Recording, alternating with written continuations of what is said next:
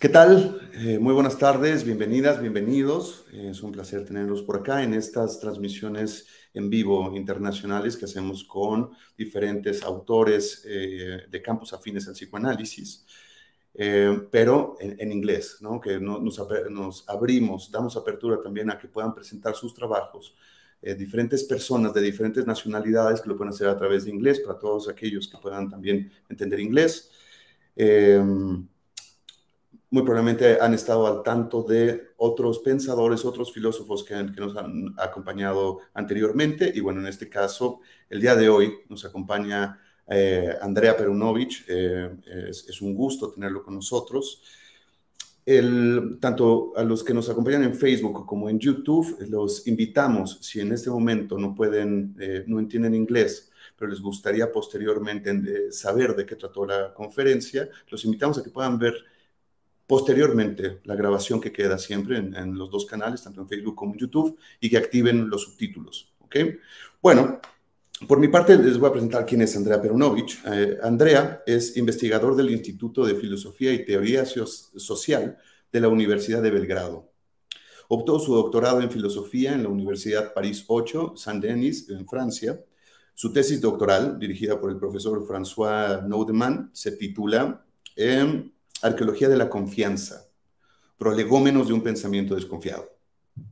Sus intereses teóricos gravitan en torno a los campos de ontología, a la fenomenología, la epistemología, el psicoanálisis, la lingüística, la economía política, así como la filosofía y la teoría francófona contemporáneas. Entonces, bueno, sin más, le doy la palabra a Andrea. Andrea, welcome, and you can start.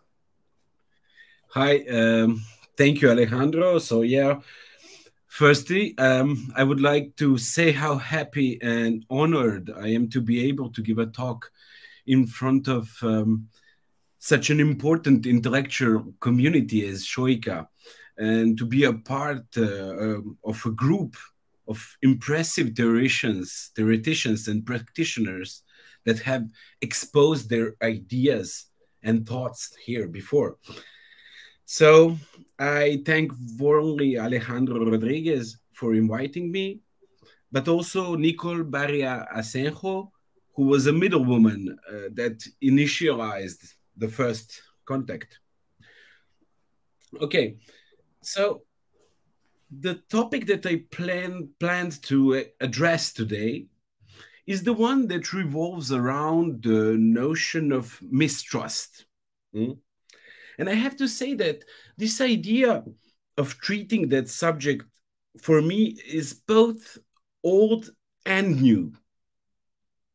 It is old in the sense that for almost a decade now, I have been working on the notion of trust with its corollary terms such as fidelity, belief, mistrust, distrust, etc. And I used to do it in a mostly philosophical manner, but also from a psychoanalytic, linguistic, or economic points of view. So in that sense, mistrust is one of the things I have been thinking on for quite a while now. On the other hand, thinking about mistrust in relation to political jouissance or to jouissance simply is fairly new to me. And the initial reason to make that link between the two concepts of mistrust and jouissance was caused by an invitation of, again, Nicole Barria Asenjo, this time alongside Slavoj Žižek, to participate in a collective book project that bears the title Modalities of Political Jouissance, and which will be published in the reasonably near future at Bloomsbury. So today I will try to expose some ideas developed in that text, in view, of course, of discussing it afterwards with you and hearing your comments, critiques, and questions about the topic. So what better than to start a reflection by ranting, by expressing complaints. And luckily, there is a lot of complaining to do about mistrust. It seems that mistrust have become the predominant trait of our contemporary political cultures. Think just of these rather current formulations: mistrust in democracy, mistrust in institutions, mistrust in media, or mistrust in science. Those are just some of the particular forms that the presupposed general mistrust takes in the dominant public discourses. But what exactly do we mean when we use the word mistrust today? We rarely designate by the term mistrust the rationally founded Cartesian doubt that develops complex metaphysical arguments before misfortunately falling again into the warm hug of certitude. Remember, Descartes radically doubted everything in order to finally prove the existence of God. He mistrusted everything to restore an even stronger, an ultimate trust, I would say. But we shall leave that here in some kind of suspension and make yet another complaint by saying that it is an even greater damage that we don't relate mistrust to Montaigne, who was free to give himself up to doubt and uncertainty, and claimed, by echoing Dante, to be equally pleased with doubt as with knowledge. But let's get our shit together for a moment, stop complaining and whining, in order to make an observation. What do we see when we look at today's discursive productions on mistrust?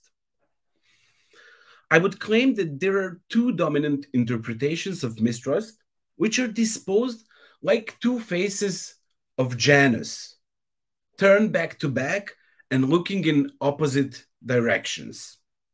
Hence, on the one side, mistrust is presented as a rational reaction to the political crisis of neoliberal democracy. Such mistrust is engendered in the subjective lack of popular trust and seen as a rationally explainable consequence of the weakening of institutions, growing authoritarianisms, populisms, etc.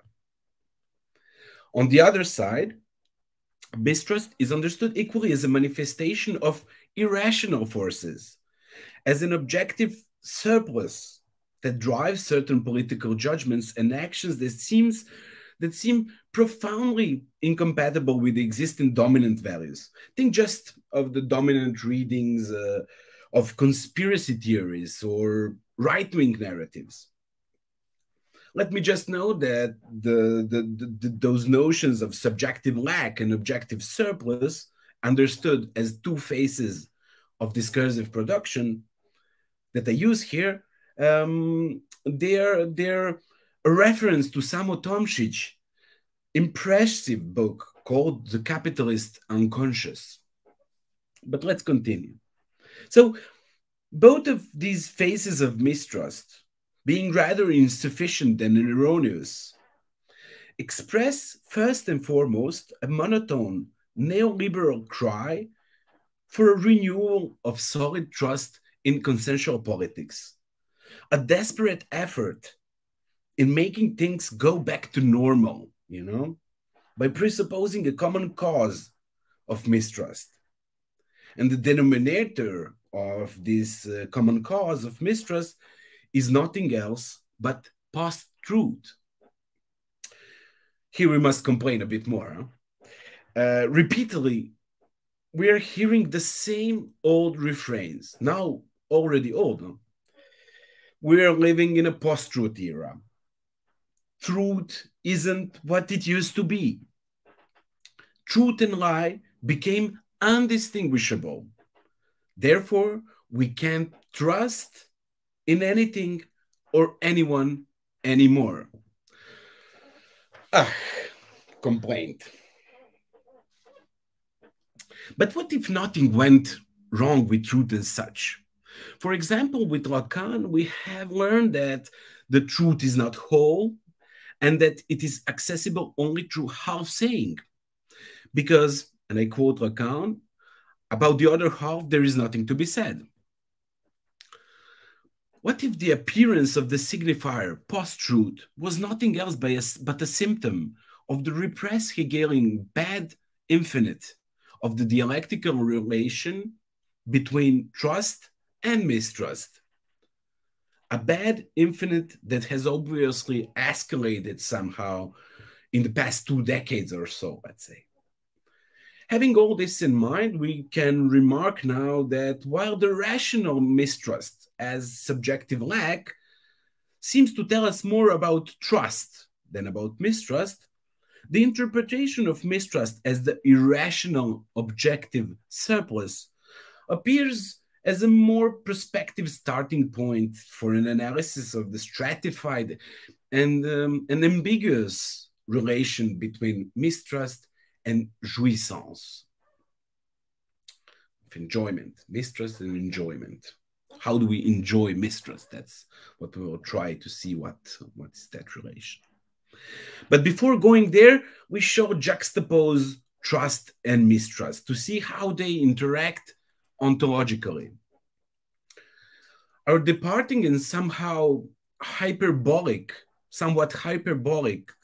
hypothesis presupposes trust as the ontological foundation of both subjects and societies. Thus, human animals can be characterized as homo fidei, and societies as sets of relations, or rather ties, that are established by and engendered in trust. Note that the word trust that we will use here as some kind of a coverall term is regrouping different notions such as faith, confidence, belief, credit, and so on.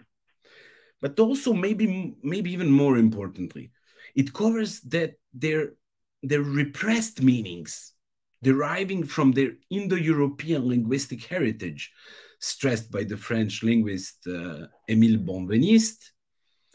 And those are obedience, persuasion, consolation, solidity, etc.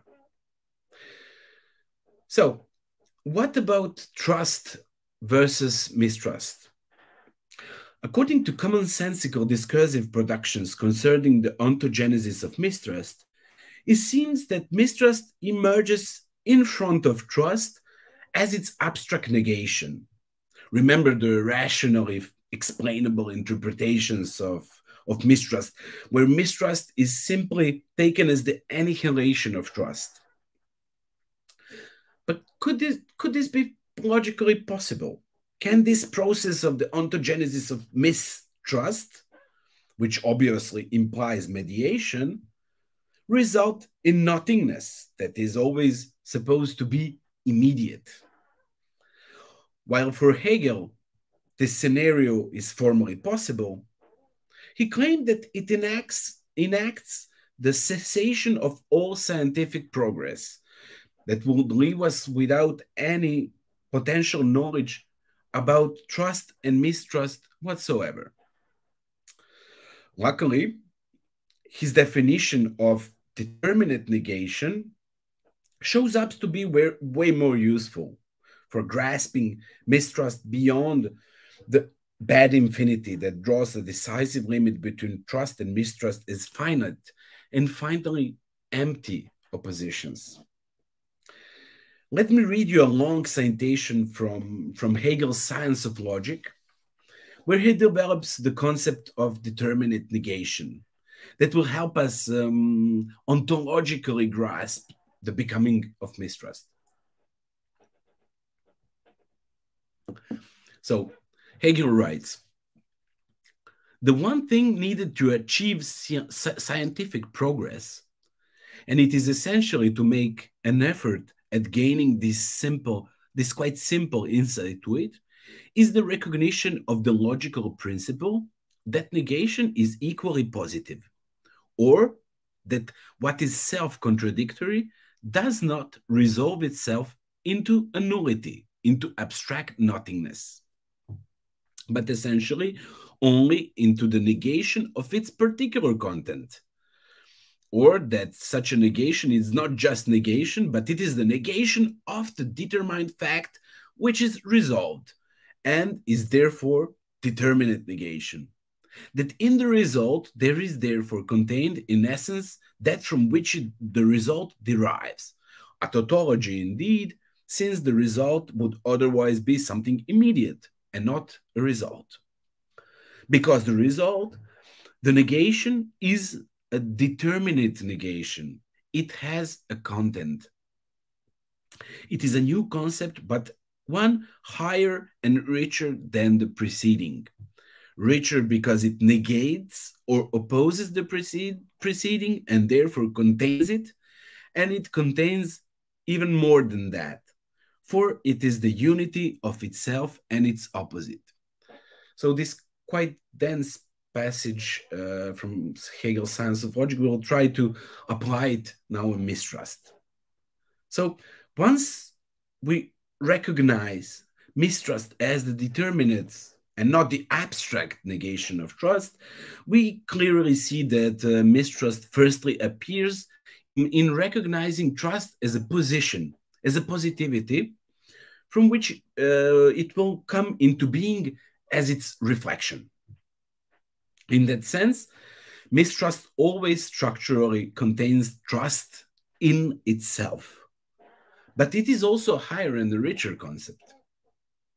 So when we mistrust something, we do not cease to believe. On the contrary, in mistrust, our beliefs become even stronger. Our negative beliefs are charged with a significantly higher quantity of libidinal investment and put to work different mechanisms of libidinal economy, different from those that are enacted in trust with our positive beliefs, okay? But what makes mistrust a richer concept than trust? The qualities that are prescribed by the prefix mis, deriving from the Latin minus, shows up to be a decisive ontological feature of mistrust. Besides negating the notion which it precedes, the prefix mis has a pejorative dimension that defines the term to which it is joined as bad or wrong. So in a rather banal Manichean fashion, trust is always good trust, while mistrust is always bad or wrong trust. Therefore, mistrust appears ontologically, it comes into existence, let's say, as an inherently transgressive category. It defies the law imposed by trust, the law of trust, while simultaneously interiorizing it and finding its backing in it, its foundation. Now, from the psychoanalytic point of view, trust and mistrust could correlate with two counterpart mechanisms of libidinal economy, namely with pleasure principle and jouissance. The law of trust can be thus understood as the law of the pleasure principle that follows from the principle of constancy, of homeostasis. While the transgression necessary for accessing jouissance, as Lacan claims in its so-called early period, corresponds to the transgressive character of mistrust. Yet, transgressions seem to be present only in some more extreme forms of mistrust, and a whole gradation of mistrustful behaviors still causes jouissance without implying the sheer transgression, of course. As Lacan puts it, in order to depict this crescendo of intensities covered by jouissance, I quote, "It begins with a tickle and ends up in a blaze of petrol." So let's start by considering a few psychoanalytic concepts that, in my view, explain quite poignantly this ontological crossing from trust to mistrust, or the overlapping of trust and mistrust.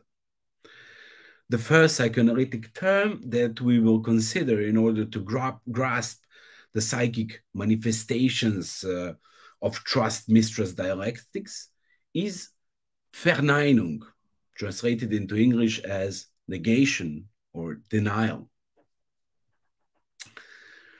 Denial marks the ambiguous passing from trust to mistrust, the moment of ontological uncertainty and hesitation when mistrust appears in the very form of belief. In a famous Freudian example, the analysant says, "You ask who this person in the dream can be. It's not my mother." And the analyst demands, "So it is his mother." Here we can see that when stepping into denial, the analysant is expressing something he believes to be perfectly incredible. With the appearance of the incredible, a part of the formerly repressed unconscious material, which was repressed firstly by the neurotic structures of trust, resurfaces to the unconscious in the form of a denied fact, as the incredible object of belief. This object represents a new knowledge for the subject, which is, though, obtained solely by what French Hegelian philosopher Jean Hippolyte calls méconnaissance, misrecognition. If we reformulate this idea, we can tell that the incredible is known only by being mistrusted. When you say, for example, "Oh, wow, incredible, what happened? It's incredible." There is knowledge that came through by the means of mistrusting. So in the process of denial, the repression, which is the main psychic mechanism of trust, is negated and preserved, sublated, aufgehoben in mistrust. When we deny something, the ego basically lifts the repression from a certain unconscious material, but just to redirect it from id to external reality. And I quote Freud, "The original pleasure ego wants to introject into itself everything that is good and to eject from itself everything that is bad." It's a quote from the famous Verneinung paper from 1925. So Verneinung is a sign of a certain metamorphosis and transposition of repression, in which repression, Verdrängung, of affects and ideas becomes rejection, Verfärbung, of representations. In that manner, when there is denial, we also see the psychotic structures of mistrust trying to overtake the neurotic ones on which the good trust, the trust, was initially based. Thus, the tickle of jouissance introduces itself alongside mistrust in the form of possibility for the subject of no longer fully obeying the boring balancing between the pleasure and the reality principle.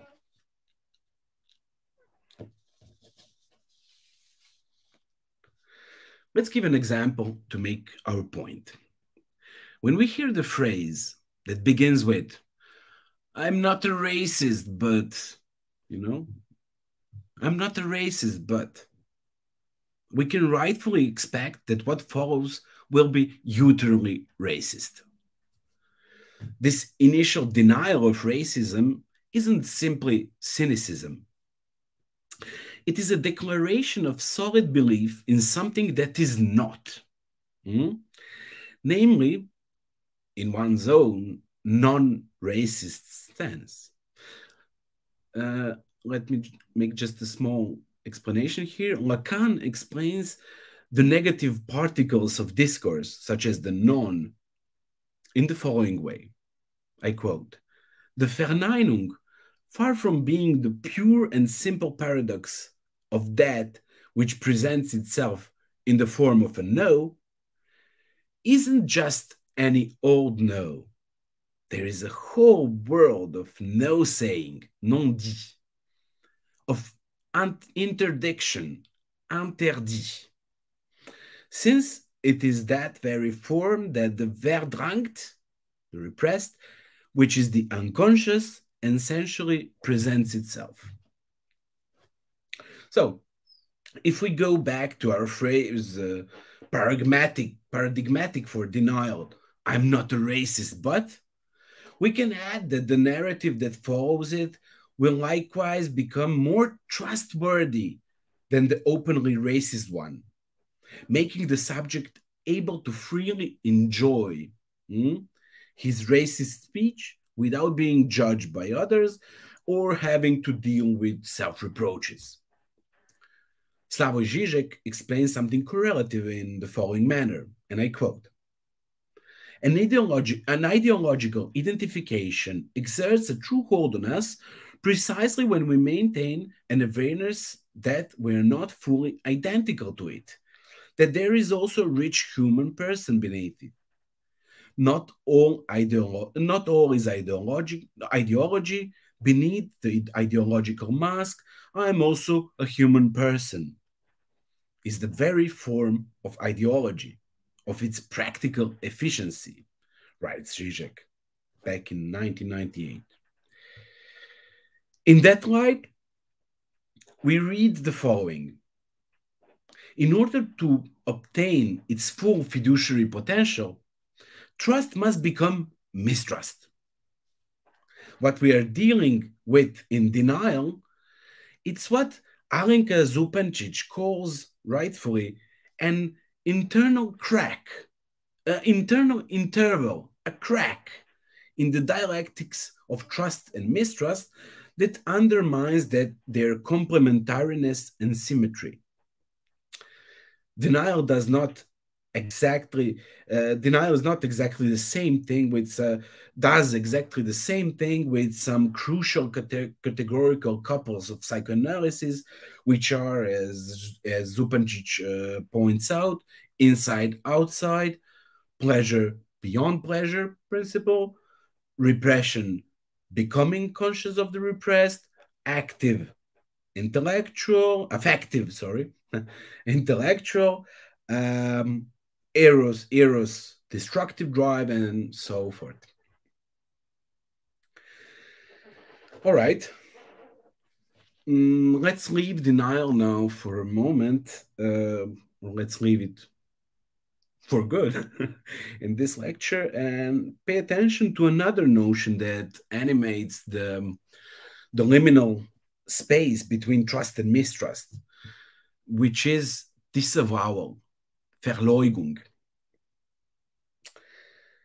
In the example of a boy who dismisses the fact that women do not have a penis, Freud sees disavowal as a peculiar technique for confronting the castration complex by simultaneously accepting the fact that the penis is absent while sticking to the belief that it is still there by creating a symbolic substitute for it, a fetish.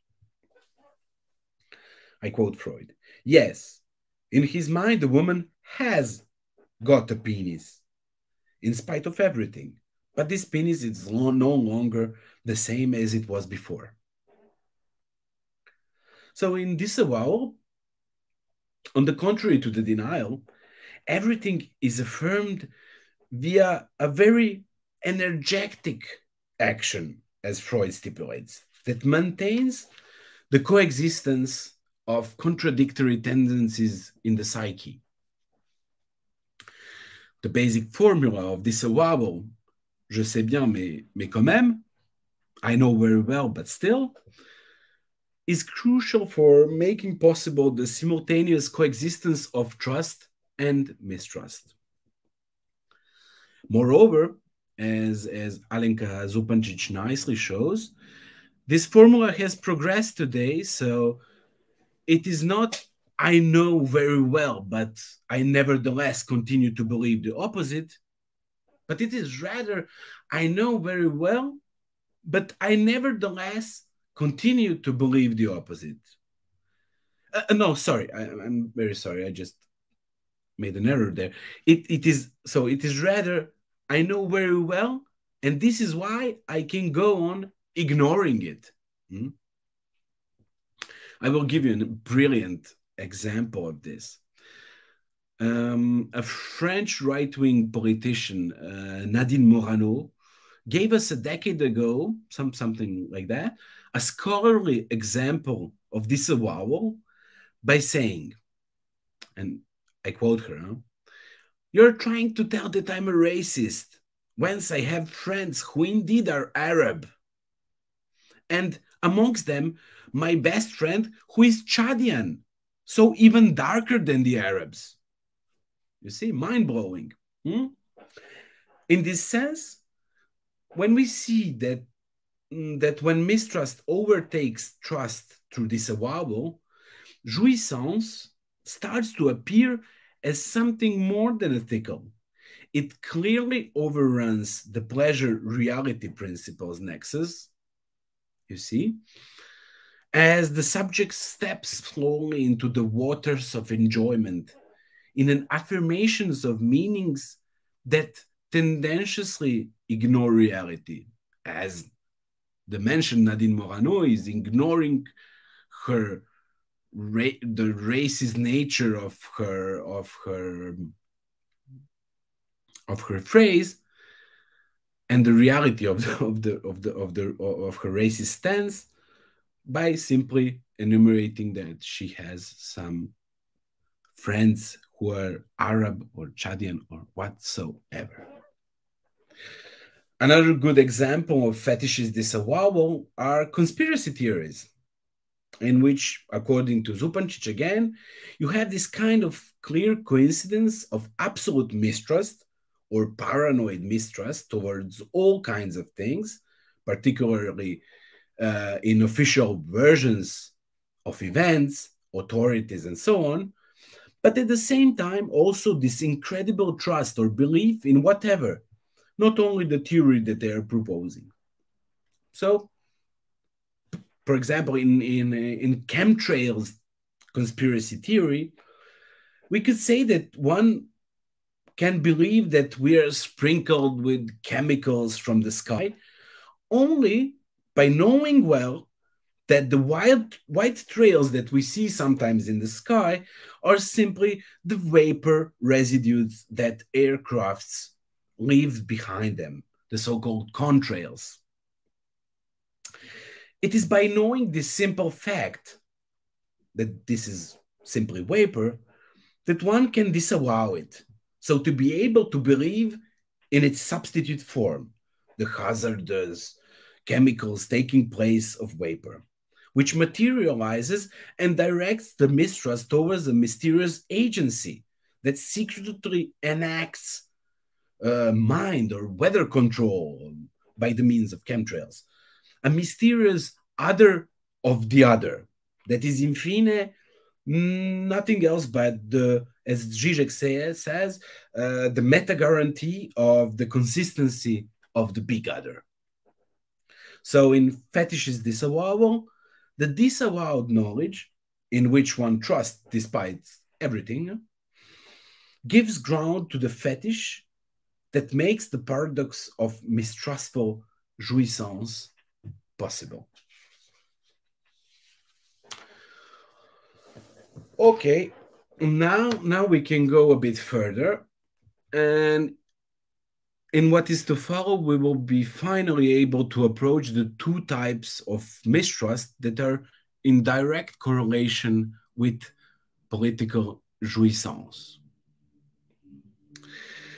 The first will be the Freudian Misstrauen, which relates to the repetition of jouissance of the other, and to the surplus jouissance as sneaking around the thing, as Lacan says, das Ding.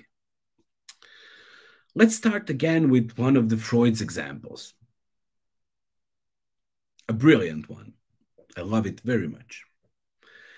In the essay on the sexual theory of children, we read that a child, shaken by the birth of its younger sibling, decides to ask his parents where the babies come from. Most often on this occasion, according to Freud, I quote, the child receives either evasive answers or a rebuke for his curiosity, or he is dismissed with the mythologically significant piece of information which in German countries runs. The stork brings the babies. It fetches them out of the water. Freud enumerates then few examples to depict the infantile mistrust that is awakened by such an incredible mythological answer to his quite simple question, where the babies come from. This answer that operates as some kind of some symbolic illustration. And one of them seems to be particularly interesting for our argumentation. When given the stork brings the baby's explanation, one boy allowed his, I quote, his disbelief to find an expression in a hesitant remark that he knew better, that it was not a stork that brought the babies, but a heron. Look at this elegant psychic operation of replacing one bird with another that is very similar in order to subvert the attempt of symbolic castration. This hesitant remark, as Freud says, but is still quite something we can say. Huh? It is an expression of disbelief, of Misstrauen, of mistrust, directed against the big other. In this case, of his parents, and also the whole Germanic tradition, Germanic mythological tradition. Huh? Politically speaking, this is to be considered as a genuine little uprising, a revolution. Although we will see now a miserably failed one. When the child proclaims that he knows better and that it is not a stork that brought the babies but a heron, this phrase can be seen in a twofold manner. Firstly, it can be seen as a negative repetition of the mythological discourse, of the knowledge of the big other, to which the lack in that very other is recognized or misrecognized. Thus, the not a stork part of the phrase is an expression of the recognized Kantian negative quantity, of the negative magnitude that constitutes the big other by covering nothing else but the horrible, obscene thing, as says Zizek. I'm referencing Zizek here. What is enjoyable in that forced choice of repetition and what bears the political significance is that the child experiences jouissance as the possession and usage of the knowledge of the other. Il jouit du savoir de l'autre.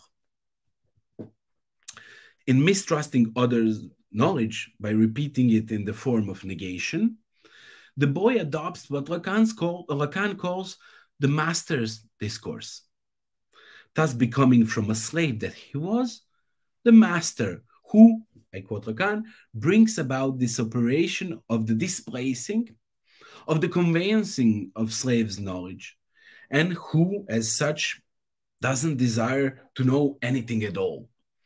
He desires that things work. Nevertheless, this dialectical shift brings also a surplus with it. Here we'll see the shift. A surplus meaning and a surplus jouissance. It is not the stork, it is the heron, he says. Thus, by creating a metonymy of the stork, a heron, the child experiences an eruption. I'm quoting Lacan. Eruption, a falling into a field of something not unlike jouissance, a surplus. And this is where things already stop to work for the ephemeral, mistrustful master, the child, where the initial jouissance of the other, found in the repetition, is brought about its own squandering. So, with this surplus jouissance, something is produced as a defect, as a failure, Lacan claims. So, the appearance of the affirmation, it is the heron, makes the presence of a surplus jouissance and points straight to the objet petit a of the newly formed split subject that the child has become. Now, the child's constitutive lack is at stake, and not anymore the one of the big other, huh? You see?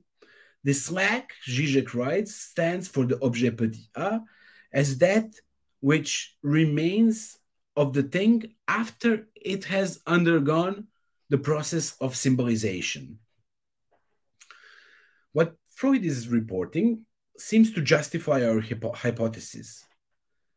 From the time of this first deception and rebuff, the child nourishes a distrust, a mistrust of adults, and have a suspicion of there being something forbidden, which is being withheld from them by the grown-ups, and that they consequently they will hide their further researches under a cloak of secrecy. So thus, in the form of mistrust, that is the Freudian Misstrauen, we don't ever transgress. I quote Lacan here, mixing Freud on Misstrauen and Lacan. We don't ever transgress. Sneaking around is not transgressing. Seeing a door half open is not the same as going through it, writes Lacan. The Misstrauen's phrase, it's not the stork, it's the heron, this kind of model of mistrustful discourse, applies to many conspiracy theories, such as QAnon, for example. That repeat and deny the content of the mainstream media while generating jouissance in the creation of the phantasmatic surplus meanings of what they presume to be another truth. And Alika Župančić is very rightly pointing that, I quote, the paradigmatic idea of conspiracy theories is not that there are many truths, but that there exists another truth. What Freud's narrative shows clearly is that Misstrauen is always initially triggered from the outside, in this case, the parents, and top-down, also parents, child, top-down, with the final outcome, which is the preservation of status quo that guarantees the eventual return to good trust.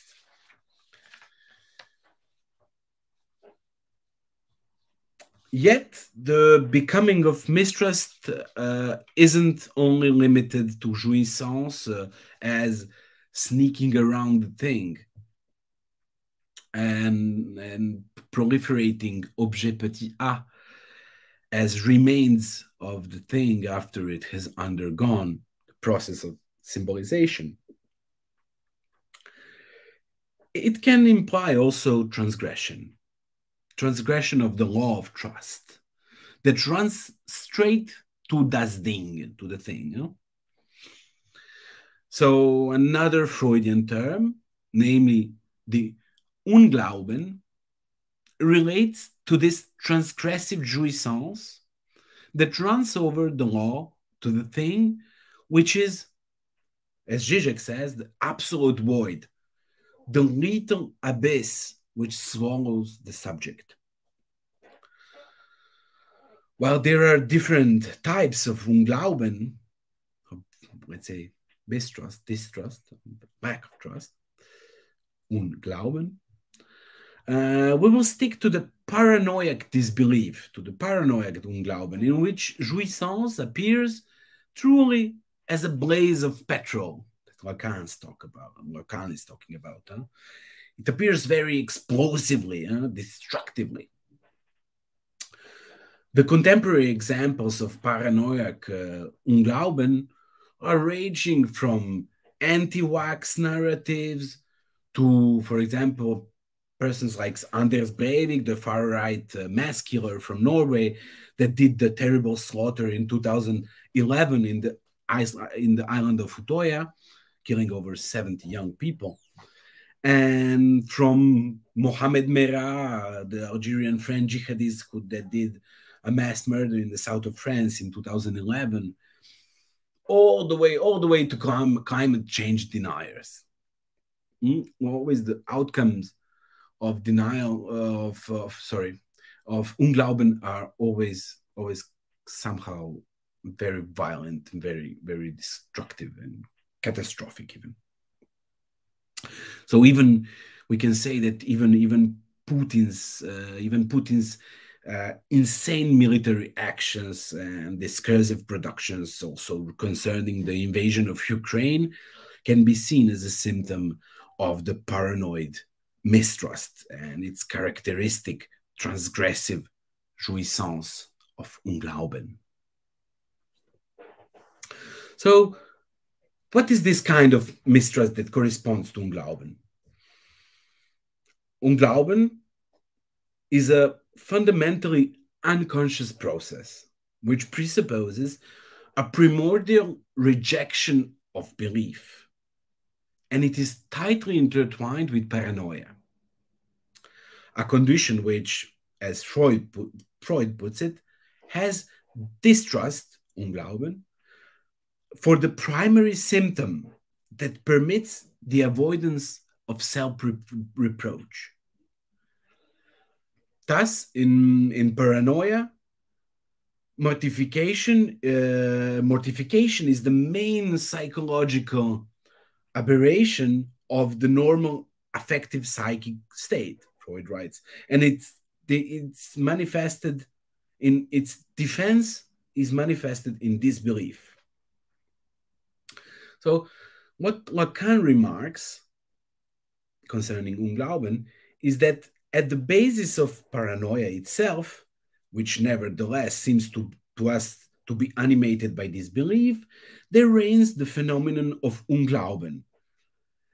This is not the not believing in it, but the absence of one of the terms of belief, of the term in which is designated the division of the subject. So the absent term of belief in Unglauben is the founding speech, also named by Lacan Fides, which makes possible the deepest level of relation, I quote Lacan, the deepest level of relation of man to reality, namely that which is articulated by faith. The founding speech guarantees the subject-to-subject relation of good trust in the speech that gives itself. You are my wife. You are my master. You are my friend. You are my ally, etc. So this kind of speech is positing the divided subject on the one and the subject supposed to know, le sujet supposé savoir, on the other side. Yet, in Unglauben, the sole term of belief that is left is the lying speech. When the lying speech is no longer in a dialectical relation with the foundational speech, the subject supposed to know takes over the position of the divided subject, thus foreclosing the other. What was seen in denial and disavowal as a crack, the internal interval that we were speaking about, now becomes a little abyss, the thing. Unglauben thus represents, I quote Lacan, the death-driven moving force of paranoia, which is essentially the rejection of a certain support in the symbolic order, of that specific support around which the division between the two sides of the relation to that thing, to the thing, operates. So, without the mentioned support, the barriers which are to be found on the path to the thing disappear. They fall, which opens the way to the transgressive jouissance that can now flow freely through the mistrustful subject, which has taken the form of the jar of Danaides, where those Danaides are putting water in the jar and it's constantly flowing. That's how jouissance flows through the subject, which is taken in the form of mistrustful Unglauben, mistrust as Unglauben. The jouissance that Unglauben brings might be described, writes Lacan, as the testing of a faceless faith, or a risk that when it has been survived by the subject, because it's a lethal operation, somehow guarantees him of his power. This enjoyable acceptance of death indicates that our primary intuition that mistrust is a transgressive category finds its justification, finally, in paranoiac disbelief, where trust versus mistrust dialectics reach their final Aufhebung, their final sublation, thus making mistrust appear simply as blind faith. Thank you for your attention.